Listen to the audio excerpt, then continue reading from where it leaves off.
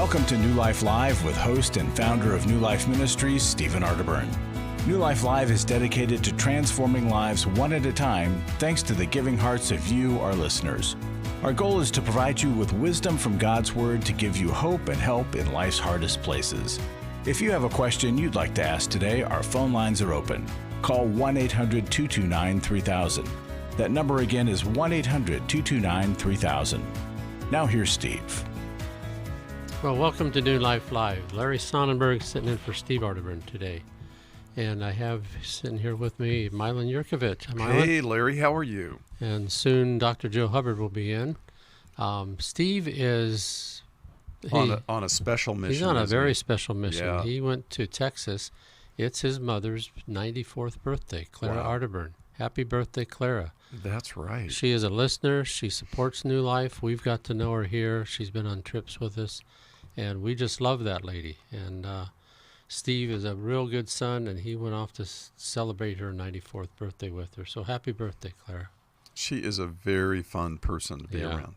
She's entertaining, lively, and she put up with Steve and all these funny, years. And funny.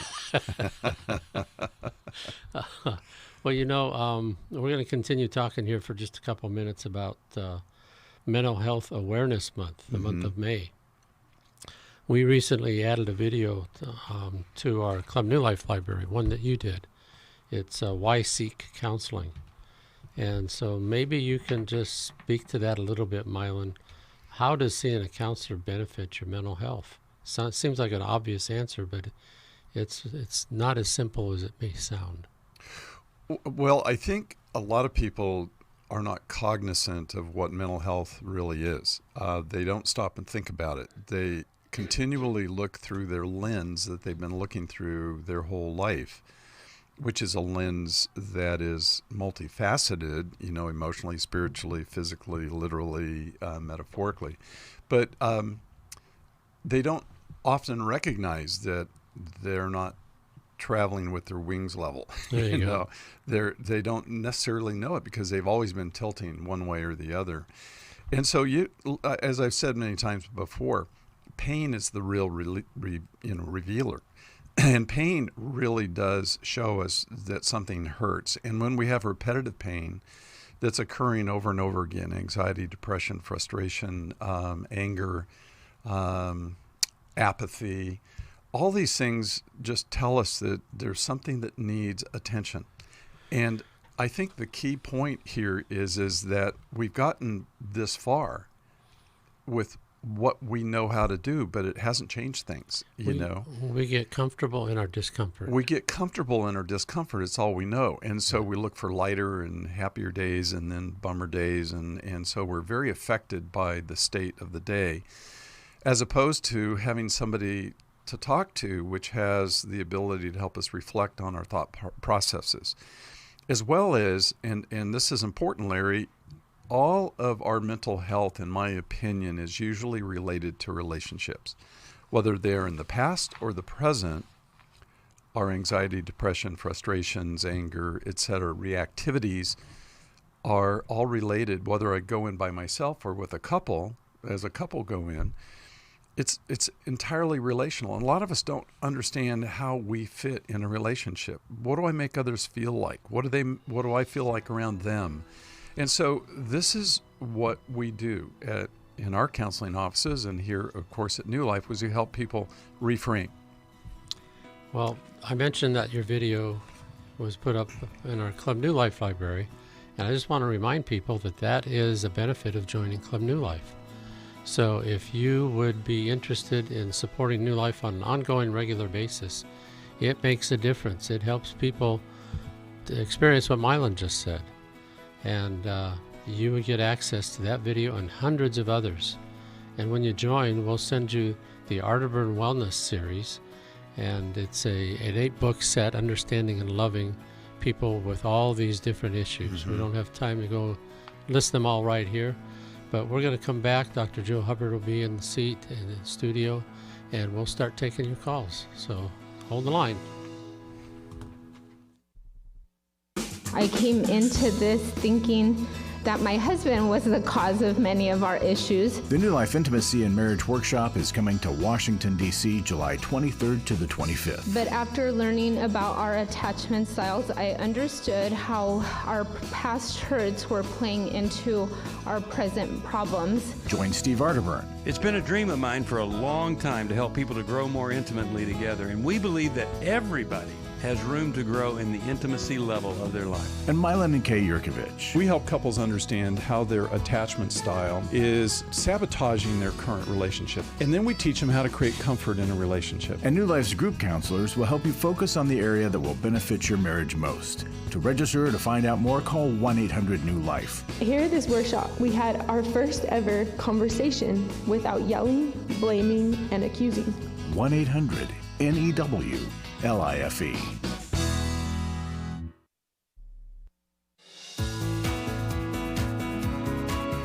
To find out more information about New Life or to order any of the resources mentioned on today's program, call 1-800-NEW-LIFE. Now back to New Life Live. Okay, welcome back. We are back. We're fully staffed here. Jill tiptoed in during the break, and we're going to take a call right now. We're going to go to...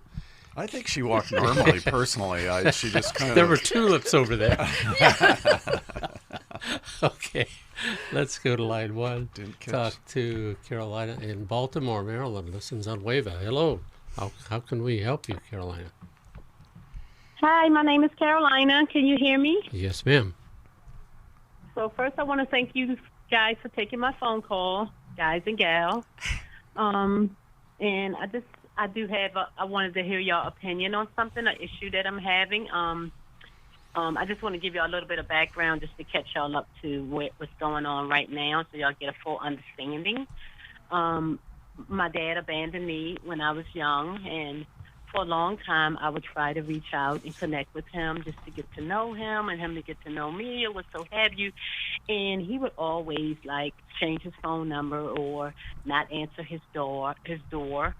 And that went on for some time, and then eventually what I did was I let go and I surrendered, and I allowed myself to grieve the loss of the relationship I didn't have with him, which took some time. It took some years to actually unpack all of that. Yes. Mm-hmm. So I got to a better place. I'm in a healthier place now today. So my sister, I was talking to my older sister a couple of weeks ago, and she was saying that my dad, was having some type of sickness or ailments or whatever was going on with him. So I asked her for his phone number, and she said she was going to ask him, and she asked him, and she came back and told me that he said no, that he didn't want me to have his number. So I said, okay. So then a couple of weeks went by, and my brother called me, and he said that our dad had to go to the hospital to have some tests run. And I said, okay. And he said, but he was at work, and he said they're going to probably release him. He said, can you go pick him up if they release him? And I'm like, oh, sure, I can go pick him up. And he was like, okay. And then he said, can I put your name on the hospital records as a point of contact? He said, because he worked, and he said he don't want to be the only one that does that. So I told him, yes, he could. However, when I got off the phone with him, when I started to think about picking my dad up, and then I got really, really scared. Mm-hmm. Fear came over me because I started feeling like, what if he reject me? And what if he don't want to get in the car? What if he say something mean to me? Or, so I was feeling really fearful. So then I started getting angry. Then anger came up, and I was like, why the world I got to go pick him up? He don't want nothing to do with me. Why is they putting me in this? And then I started to feel sadness, and I started to cry, and I was like, oh, man, So, Caroline, tell us a question. Give us a question. What can Jill and Milan help you with? The question is, so then my conclusion was that, my conclusion to it was, I don't have to do it. He set a boundary, and I need to honor him and respect the boundary that my dad set. So if my brother wants me to do it, I'm telling him, no, I can't do it, because guess what? I'm honoring my father's wishes. He don't want nothing to do with me, so I'm going to honor that, and I'm going to respect that, and I'm not going to impose and cross a boundary that he set. Mm-hmm. So now I'm calling you guys to ask y'all, what do y'all think about the decision that I'm thinking about making? Mm-hmm. Well, Carolina, I think it's a very empowering decision for you to make. I'm not sure why you are the one child that your father singled out to not have relationship with, but you have gone through a lot in trying to have relationship with him and coming to the point where you realize that it's best for you to grieve and move on. I agree with you. I'm not sure why your brother, knowing the history, would put you in this position that the first time you're to have contact with your dad, you're picking him up from the hospital and you really don't know what you're walking into because you haven't had contact with him. So I think, right? So I think that without knowing more information, without at least having a conversation with your dad, knowing that he would want you to come pick him up, but even so, I think it's okay for you to say, no, I'm not going to do that. I'm not going to be the little girl that's so hopeful that daddy's going to love me, right? That ship has sailed. Thank you so much. Thank you, because that's where I am right there, what you just said. I'm no longer trying to get something from him that, now if he called me on the phone and he said, hey, can you pick me up? I probably would go. But I won't go as the little girl no more. I will go as a big girl, mature in my, That's right. Not looking for something from him like, Daddy, he's calling me. Nope. I will go as a mature woman. And, if I choose to go. But I'm so glad. Thank you so much for sharing that with me because that's where I am. And I'm so grateful that I am here. And my brother is so in denial about the whole thing. He's still the little boy trying to get breadcrumbs from my dad, like the crumbs that fall off the table. He's like, oh, I'll just take that little teeny crumb. And my dad rejects them and says all mean stuff to him. And then sometimes he get angry, then he goes back because he's in that position that I used to be in years ago. Right. You've done enough work, Carolina, to not set yourself up like that. Milan, any thought? Carolina, I agree 100% with what Jill just said and with your really mature conclusions. And I'm really proud of you. You are very grown up in the way you're looking at this. And I would say that there's another option, and that is your dad has to take a taxi home. I've seen it happen. When people don't have somebody to pick them up, tell them to take a taxi. You are doing the right thing. And if he wants, and respect is commanded, it's just not given. You command respect. And if he wants any interaction with you, he's got a lot of explaining to do in order to mend those fences. As a matter of fact, they're pretty destroyed. But I agree with everything Jill just said. Well, thank you, Carolina, for your call. Let's send Carolina Take Your Life Back. Yeah, that is a great book because that's exactly what she's doing. It's exactly right. And I'm impressed with how mature she is and how she worked through it. Yeah. Okay. We've got another call here. We're going to talk to Matthew in Nashville, Tennessee. Listens on WDNX. Hello, Matthew. How can we help you? Hello. All right. So I have this group of friends. And so two of them, one is my sister and one is a friend of hers. And so, when I used to be among them, they used to, love me and say hello and all that stuff. But all of a sudden, one day, I went there and they started showing so much hate to me. And they started like, oh, we hate you, get out of here. And then I left. So I don't know what to do if you have any questions or what. Well, what is your question?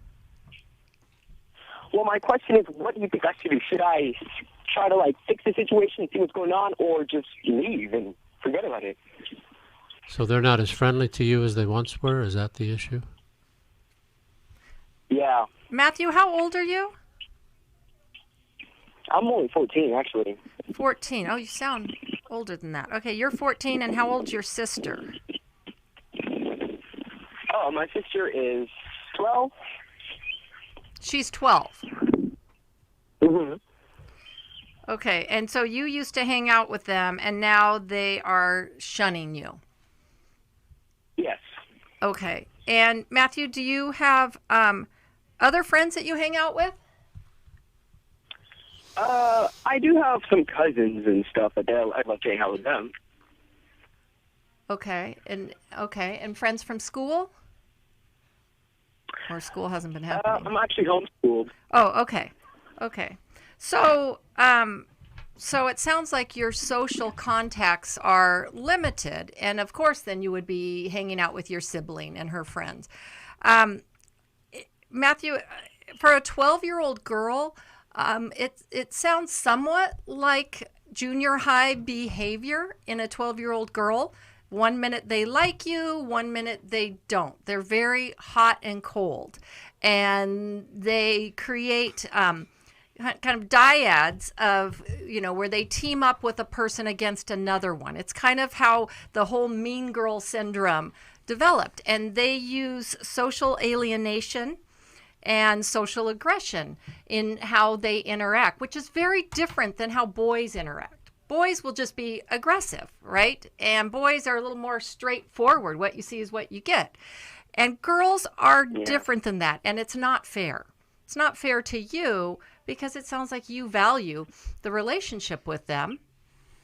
And right? So I don't know, I might take your sister aside, maybe when she's not with her friend, and say, "Hey sis, what's going on here? I really like hanging out with you guys, and I'm feeling hurt by, I don't know if it's a joke, I don't know if I've done something, but can you fill me in because it's really not feeling good, and this is not how I've known our relationship to be." I think that's really good counsel, Jill. You could even talk to your mom or dad and just say, "This is what has happened, and this is what I'm going to do. Have you seen anything I've done that maybe is causing this?" And just have a conversation. And know that, more than anything, know that your worth and your value is not based on what your sister and her friends think of you. It's more important to know where your value comes, that God loves you, that your parents love you, that you have a good feeling about yourself, and not that if your sister's not going to like you, then life is going to be bad. Hey, Matthew, this really hurts you, doesn't it? This really hurts you. Yeah. And I'm sorry, because when we're rejected by people, it can feel very, very painful. And I'm sorry that that's happened to you. Have you had any other times in your life where you have been rejected or abandoned or shunned by anyone? A few other times. Okay. Are you used to being accepted by people? No, not really. So then maybe your relationship with your sister is very important because it's a place of acceptance, or a place where you have been in the past accepted. Is that right? Yeah. Yeah. So it really amplifies how much and how big this hurts. Jill is very spot on here. When children turn into 12 and 13-year-olds, they begin to become adolescents, and they have just a wide range of emotions and feelings and reactivity. And during the teenage years, we're trying to figure out what life is all about, and so people can say things and do things that 10 years from now they may not do. But I think one of the things that's important to give to your sister is the gift of separation, that she needs to be able to separate from you and have time where she is away by herself, and or where she's able to pursue a relationship with a friend, and where you can tolerate letting her have that time apart from you. And that's a hard journey, actually, to learn to tolerate ourselves separation. So let's just see if you could just sit, and I think Larry had a good point. Ask her what it's like to feel your presence. Sister, what does it feel like to have me around? Do I crowd you too much? Am I involved with you too much? Am I trying to just invade your little world too much? And that may be the conversation that might bring some healing. But I appreciate your call, Matthew, because this is something that adults struggle with too. Right. Learning and to, this is when you have to learn it, is now. And if you learn this now, you're going to be way ahead of a lot of adults who haven't learned to do this.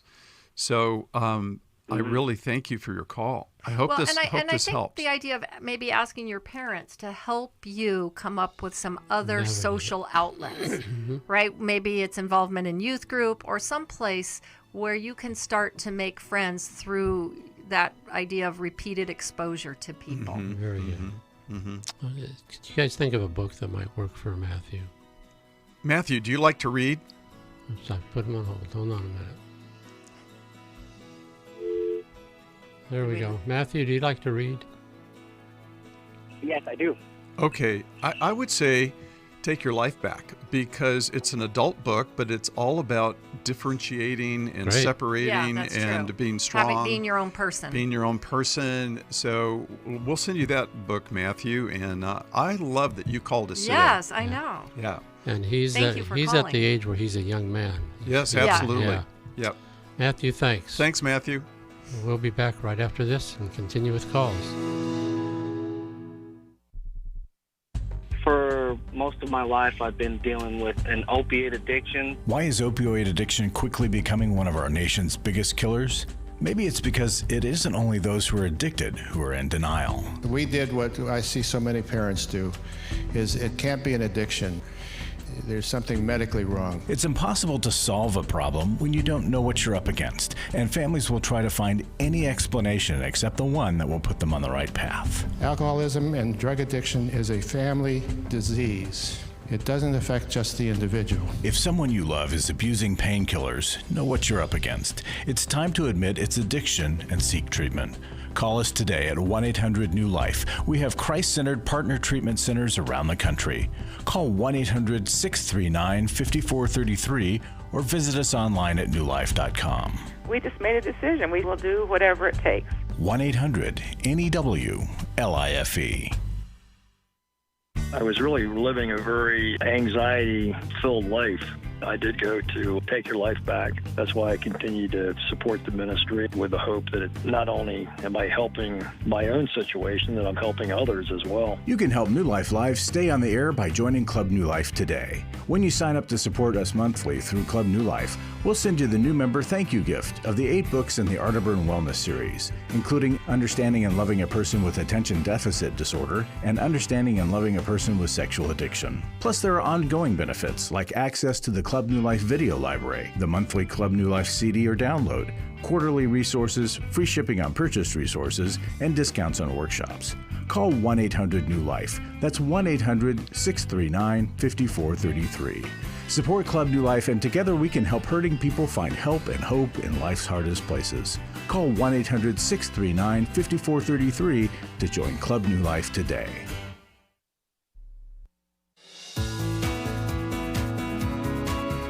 We'd love to hear from you. If you have a question or a comment, call toll-free 1-800-229-3000. Now back to New Life Live. Okay, welcome back. Before we get to the next call, I just wanted to give an update on our match. And here it is. We have, our match started at $459,000. And of that, as of this morning, you folks have been generous and have given $350,000 to that match. Wow. So we're very encouraged. We have 2 weeks to go. So please don't let up. Keep the pedal to the metal, and we want to cross the line with this match. I have a recessive math gene. So what's what are we trying to finish off here? We have $109,000. Okay. Ooh, okay. See, it has. It's not even numbers, so I have a harder time with not even numbers. You know, if they're even, I can do it. Yeah, okay, but thank you. It makes a big difference, folks. And I wanted to just read a real quick testimony that actually one of our MSRs got this, and Becky learned. What's an MSR? One of our ministry service representatives. Thank you. Thank you for asking. Yes. And where are they based? The people that answer the phones. Where are the they 800 based? numbers in Richardson, Texas. Aha. Okay. Yes, and they're wonderful people there. And this is what a listener says. The very end of it is what I like. I started listening to New Life Live because I found it on Christian radio. I now listen on the radio or on my tablet. You guys really are doing a good work. You don't just deal with the surface issues, but you get to the real issues beneath. A lot of pastors today won't go there. It's great that the counselors on the show are so open. because listening to the program takes away the stigma from those who need counseling. That is wonderful to hear. And so in National Mental Health Awareness Month, I thought that was a really good comment. Well, you know, the other thing too, Larry, is one of the most important attributes for a person to develop is intellectual, the ability to have a high intellectual, emotional intellect. Emotionally, EQ. And schools don't teach it, parents don't teach it, churches don't teach it, but our God is highly emotionally intelligent. And Jesus was highly emotionally intelligent. He could identify feelings and emotions and situations and behaviors. And so if, in fact, there's nobody teaching that, we are a voice of that. We sure are. Unless we're Horace, and then then we're your not voice goes. then we're not quite the horse, the Right. voice. Well, so we have to learn it. Right. You're right, because society reinforces the IQ. Yeah. Right. Yeah. And lots of people with high IQ have very low EQ. EQs, that's right. And emotional intelligence is really important. Harvard Business Review had a special on that where they said it's the number one attribute a leader should develop is emotional intelligence. So it's not just a Christian viewpoint. It's very much something that is not taught but very important. Right. And the absence of it is also diagnostic of some categories, right, of it readily dysfunction. Makes it apparent you're not going to be a great leader if you can't listen to the emotions of people, because we are emotional creatures and cognitive. So with that, we're going to go and talk to Teresa. Good segue. Houston, Texas. She watches on YouTube. Hello, Teresa. How can we help you? Hello. How are you today? We're doing great, thank you. Thank you for taking my call. Thank you so much. Yes. So to try to make it quick as possible, 7 years ago, my daughter had a sexual assault experience. Was sexually assaulted. Some years later, I'll say last year, she was diagnosed bipolar. Was going to counseling every once in a while and medication most times, and she kind of laid off. But then to speed things up, this past Easter weekend, there was a suicide attempt. She was in the hospital for 3 days on a ventilator, recovered, went to a mental hospital, and there she was diagnosed as major clinical depression, and it's PTSD, because they said she would go to counseling, but just for more of like, how's your day, what's going on, why you're angry, some of those things, but not for trauma. And they recommended a trauma therapist as well as just a psychiatrist for the medication. But she's not done anything. Her medicine has now run out, or is close to running out, and she's, I will say she just recently turned where she went from her dad's insurance to her own insurance, so she's having to find someone else, in that transition. But that's an excuse, I feel like. But my question is, what's my role? How can I've nudged, I've said it, I'm like, call, and Teresa, how old is she? And she's 26.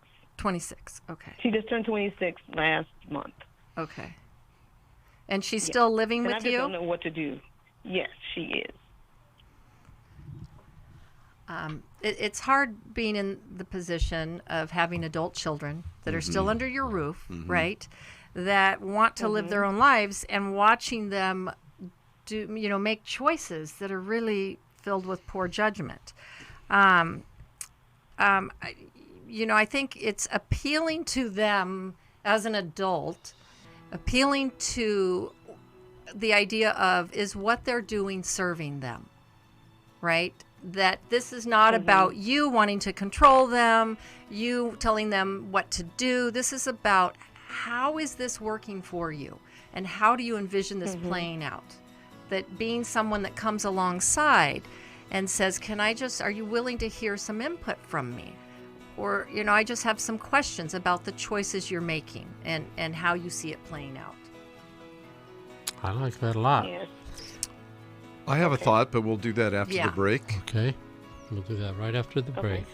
I just wanted to let everybody know that we have an Every Man's Battle workshop coming up on June the 12th. It's a one-day online workshop And you just call 800-NEW-LIFE and ask them about it, and we'll see you there. We'll be back right after this.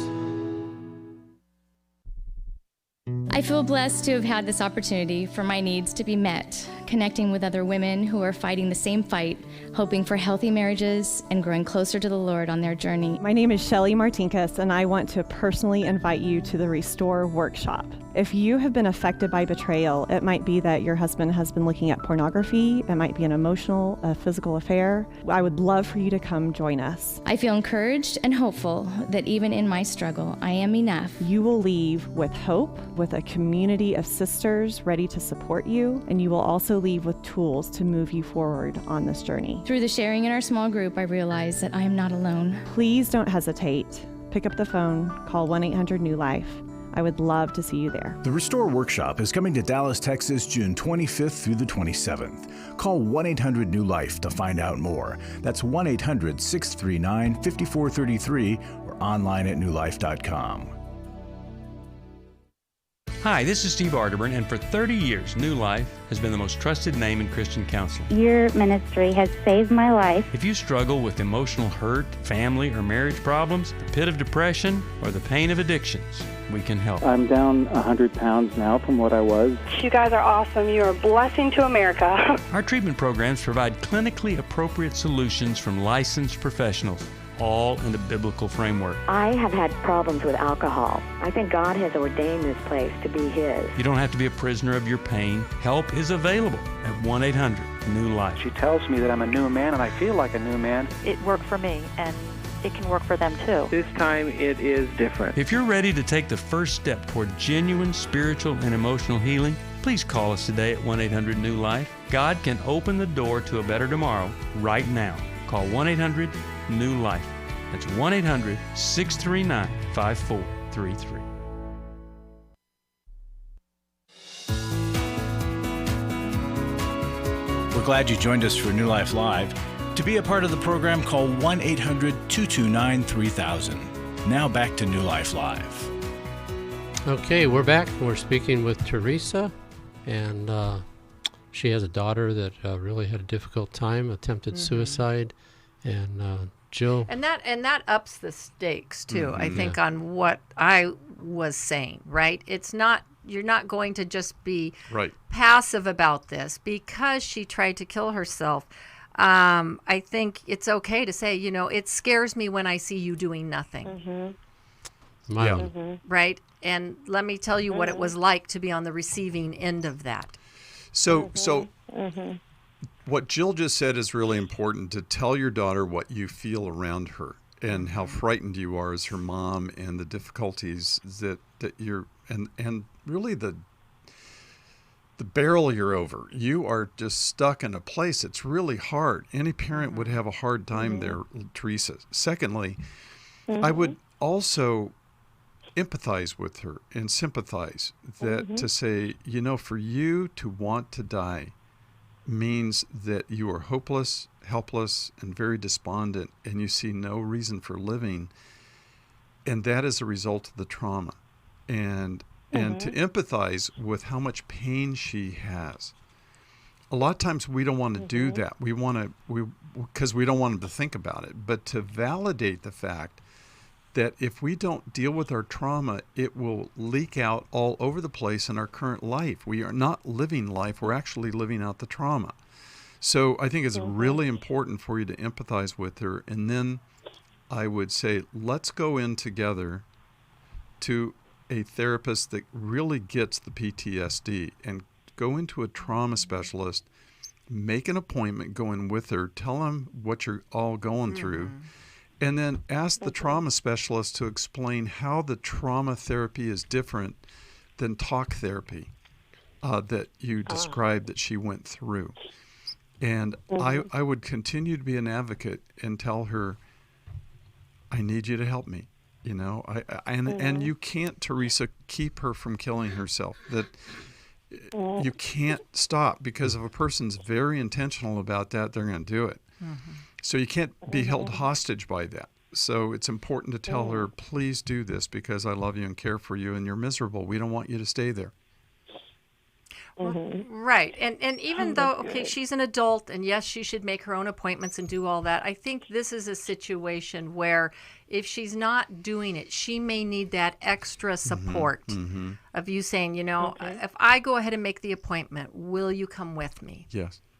Would you be willing? Because it may be, sometimes when people are depressed, they just can't go through all those steps. Jill, you're right. And speak to that for a second, Jill, because when a person is depressed, they aren't thinking well. Well, it's just too much effort. Everything is too much effort. And so they don't take action. They're lethargic. They're apathetic. They have just a flat affect. That is, they don't look like anything. Or they're agitated, but they just don't get things done. Right. Yeah. They do mind-numbing behaviors, right? Yes. Right. So you really need to come alongside of her because she's 26, going on 16. And that's part of the trauma, right? Is that you don't, it's scary. Hold you back. Yeah, but it's scary to think about going into it. If I go to a trauma specialist, then I'm going to have to talk about my trauma. And I don't want to feel that anymore. So that's part of the avoidance with trauma, but the truth is she is feeling it. She is, and she's not getting away from it. She's not getting away from it. She's trapped in it. And that's what a trauma specialist needs to help explain to her. And then give her hope. Yeah. People can emerge out the other side on this. Right. Right. You are not your trauma. Right. Well, what book would you recommend? Go ahead. Thank you. You hit a nail on it. I mean, everything that you said, and I feel like I sometimes feel hostage because, it's like, oh, where is she? Like what's happening? She goes to work. I mean, she has some friends, but then it's like, oh, she should have been home, or, she goes, she's asleep, and I'm like, is she sleeping, or is she, it's been, It's traumatic So for you, you're right. Teresa. It is. To have had a child. You have your own PTSD from having a child do this. Right? And living with the uncertainty and the unknown. It's horrible. It's horrifying. But I would send Teresa Take Your Life Back. Okay. Because it's the same theme that we've kind of been talking about Got here. it. How can I separate myself from what was done to me? It was not my will that somebody chose to do what they did. How do I separate from that? Okay, coming your way, Teresa. Thank you so much. Teresa, you're a great mom, and you're doing a great job. I love your heart, and I empathize deeply with you. And have hope, Teresa. Okay, before the next call, I just want to remind people about our matching gift. You can give by texting the word match to 28950, 28950, the word match. Okay, let's go on. Let's talk to Rick. Rick's, I think, on line 7. Yep, San Diego, California. Listens on Sirius XM. Hello, Rick. How can we help you? Hey there. Thanks for taking my call. My question was, why do I get defensive when someone calls me out, for doing wrong? For example, my girlfriend just broke up with me, and this reason why she called me out on something that I did, she thought I did, and I turned around and immediately was like, well, first off, I was like, I didn't do it, but do what you thought I did. And secondly is, I caught you doing the same thing. How can you be upset with me when you've done it before? So I'm not bad, but you are, or you're equally as bad. Yeah, and I know that I've done that. She's brought it to my attention, and I'm realizing it, and it's, I don't know why I do it, and why can't I just say, you know what, either if I did it or not, but just accept it or not, instead of trying to point the finger at her. So, Rick, when somebody accuses you or criticizes you, tell me 2 feelings that you feel before you get defensive. Just take a moment and give me a feeling that you feel.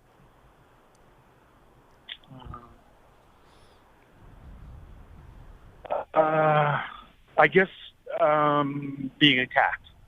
That's an action. That's not a feeling. So if you a feeling, you feel attacked, I get hurt. So you're hurt. What else? Mad. Yes, you get angry. Absolutely. And I get angry. Yeah. So hurt comes before the anger. Yeah, that is true. I think the anger is a result of that. You ask a great question at the beginning. Why do I get defensive? Because hurt leads to anger quickly in Rick.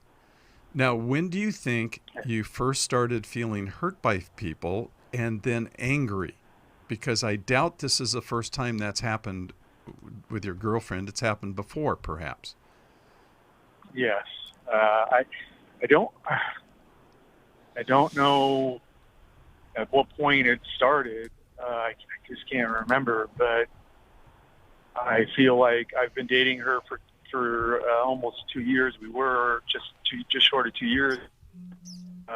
It's not the first time that she's called me out. Okay, but what about before you met this young lady, and what about in your home? What about with your mom and dad? What happened there?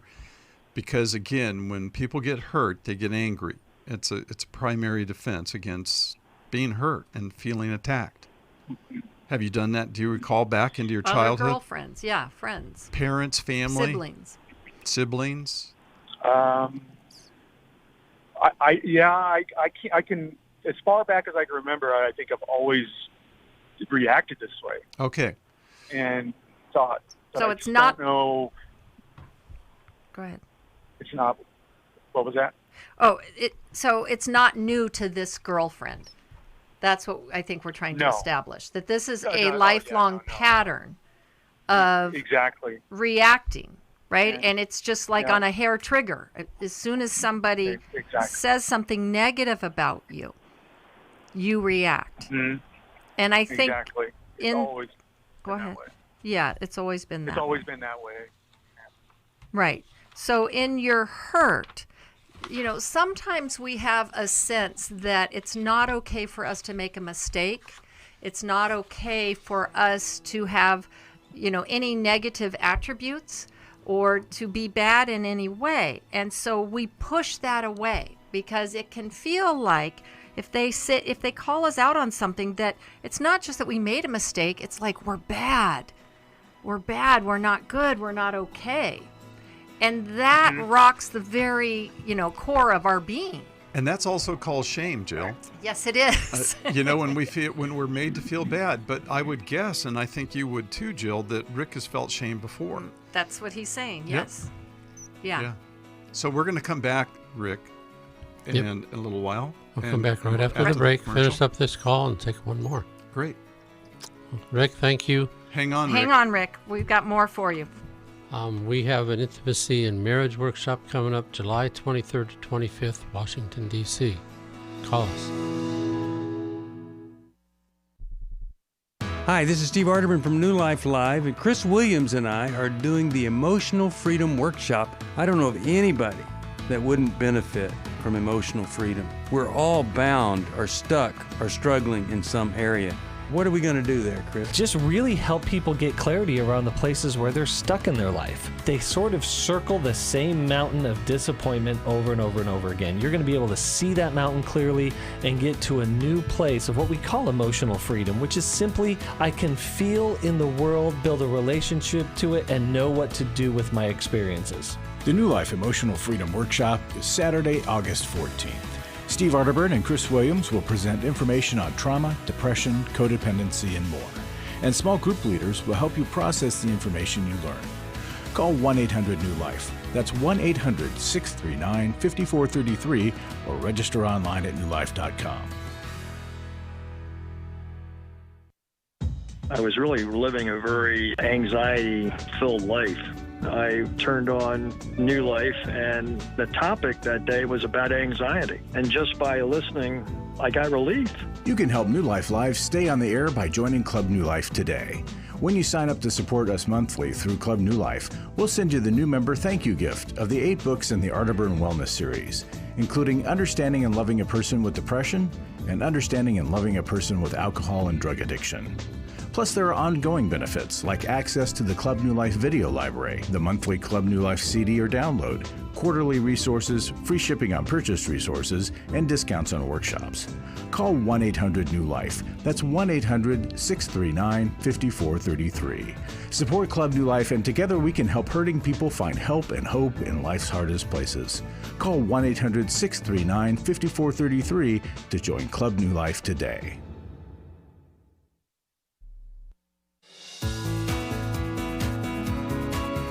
To find out more information about New Life or to order any of the resources mentioned on today's program, call 1-800-NEW-LIFE. Now back to New Life Live. Okay, we're back. We're talking with Rick, and he's been reactive and wondering why he is when there's conflict.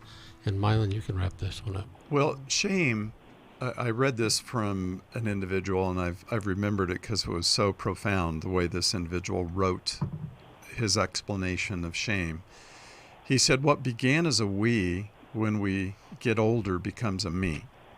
So shame always starts in a we relationship, you and somebody else. And as you age, you carry that feeling of, as Jill just said, I'm bad, I'm flawed, there's something wrong with me. You carry it with you, but it was imparted or imputed or shoved onto you because of somebody else.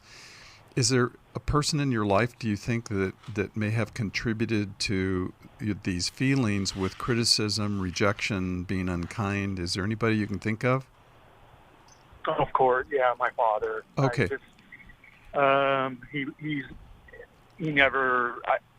had a lot of accolades going through high school, growing up, and I could tell you he'd only said he was proud of me one time. And,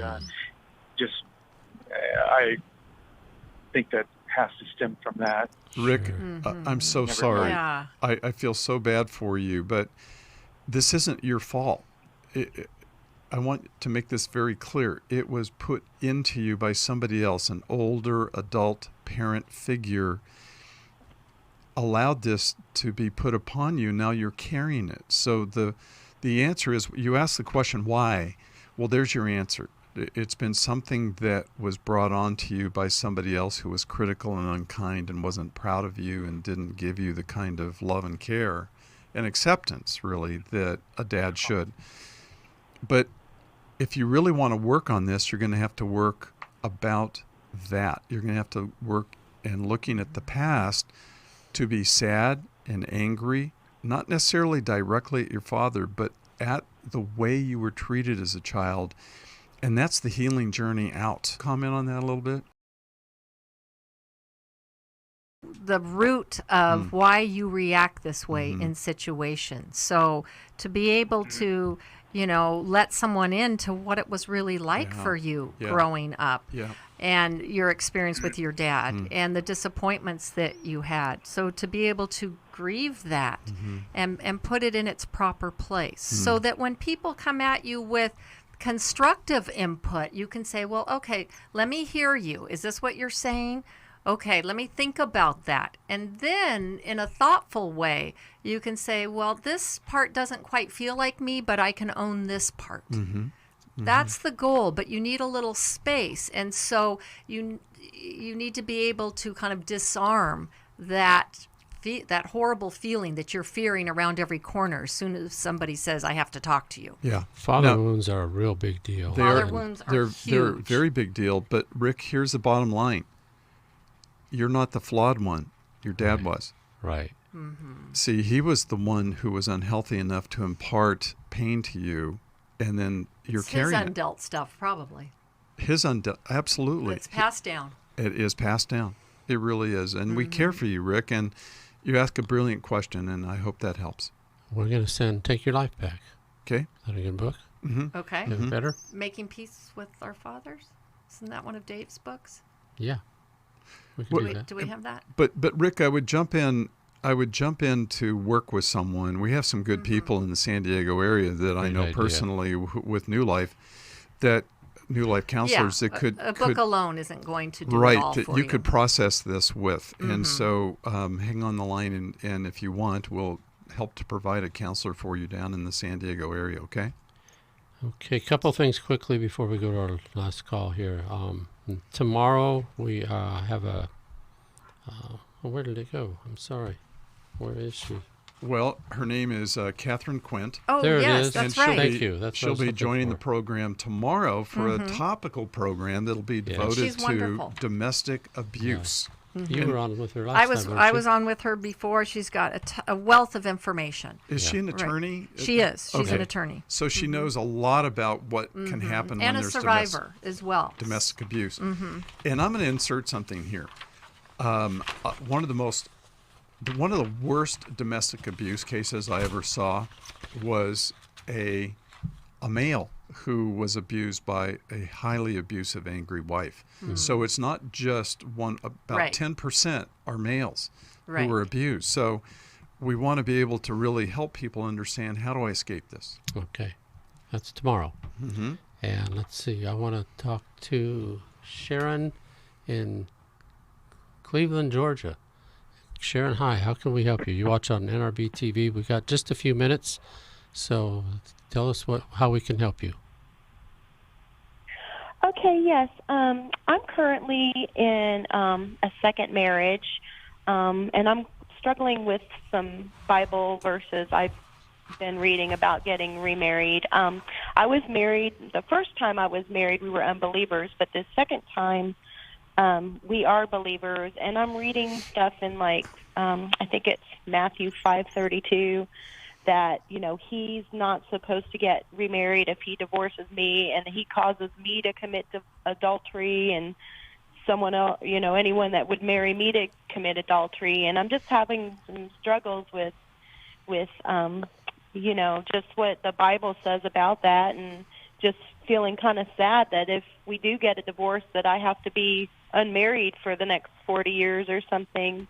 So that's basically, I guess my question is maybe to help me sort that out, or maybe your opinion on it. You called the right guy today. Milan's here. Well, I'm struggling a little bit. Yeah. Is this your second marriage, and now are you talking about divorcing this person and lamenting the fact that you won't be able to get married again?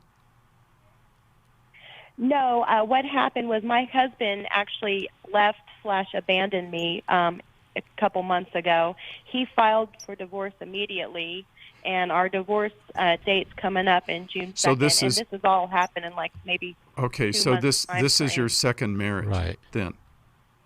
Yes. And Okay. the second marriage, the first marriage, I was saying, we were unbelievers at Okay. first, Right. so we didn't really know what the Bible says about marriage. But this marriage, we are devout Christians, so that's why I'm struggling with. And I don't want to get remarried right away, but if he goes and gets remarried, because Okay. it's pretty clear he's not coming back, Well, that kind of thing. you know what? This is really hard, Sharon. This is a very difficult topic, and it's very muddy waters right here. But I will say two things. You and your husband, your current husband, should get to the marriage intensive that we have in Washington, D.C. July 23rd July to the 23rd. 25th. And really, instead of being reactive and impulsive and all the things that are going on, really try and analyze what is going on with the two of you, and attempt to really ask your husband, could we try to work on this in a different way than we have in the past? And I would say that's the most important thing that you could do. That needs to be your number one priority, not figuring out what your next relationship is going to be like. Also, Sharon, you have to also understand that anybody who would potentially be in their third marriage is a person that at some level really needs to stop and ask, why am I making the choices that I'm making for the purpose of getting married? Am I picking wisely? Am I evaluating and taking enough time to figure out who I'm marrying in the first place? And sometimes the waters get so muddy, all we can do is look before God and say, look, I'm going to draw a line in the sand, and from this point on, I'm going to try to do whatever I can to please you, and that's the best I can do. Thank you, Sharon.